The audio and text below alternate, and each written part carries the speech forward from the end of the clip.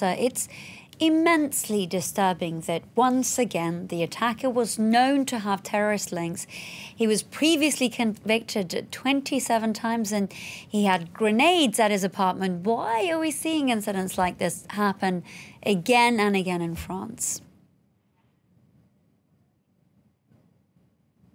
Well, first of all, I would intervene and say we don't really have facts that he had terrorist links, and I would also be very careful calling this terrorism as of just right now, because I can't really see a political or ideological motive as of right now. I can only see 27 convictions, a vast criminal background, and this is more or less criminology 101 that.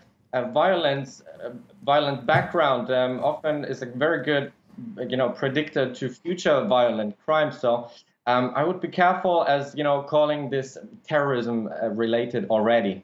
There have actually been reports, and I don't know whether you have any confirmation on this for the time being, that the shooter had close links to radical Islamist groups in one of the areas, one of the neighborhoods of Strasbourg. Do you have any information on that?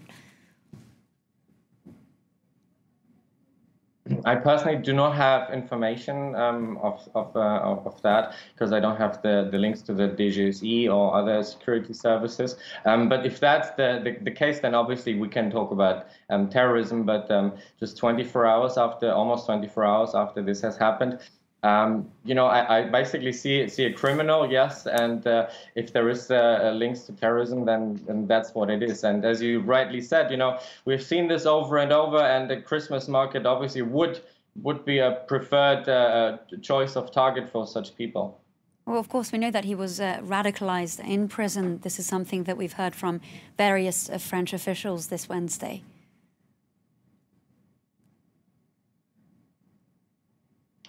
As I said, if that's the case, then that is the case. I just have not gotten the information yet. That's not a problem. Now, some observers have been speculating that the Strasbourg attack is what's being referred to as a false flag attack. Do you agree with that assessment? Oh, no, not at all. I mean, I'm not a fan of any conspiracy theorists. I'm not on that side of the story. I've heard about people from the Gilets jaunes also claiming that would be the case, but no, I'm opposed to that. And lastly, I want to focus on the security element here. Do you think that at this point in time, France is more vulnerable because of these ongoing anti-government riots that we've had across the country? In a way, some are saying that our security forces are somewhat exhausted and overworked, and perhaps they weren't on their highest alert when this happened.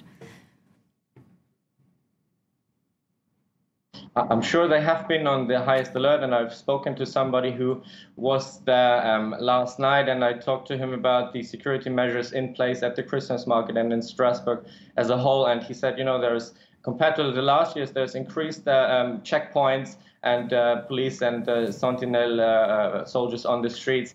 And I doubt that more could have been done. At the end of the day, we don't want the Christmas market to be an airport where you need to put in X-ray scanners to detect every single thing. But from what I've heard, backpacks have been checked for possible IEDs, for bombs. And I doubt that more could have been done. And if you talk about a possible exhaustion from the law enforcement or the police, when you look into the whole Fichier S problem, you have about 25,000 people on this, and this is exactly the problem. It's very hard to narrow down the factors and threats from individuals. It's much better approach, if you ask me, to look into the environment that these kinds of people are in and tackle those, because that is something that can be observed and detected. Dennis Wecker, they're saying he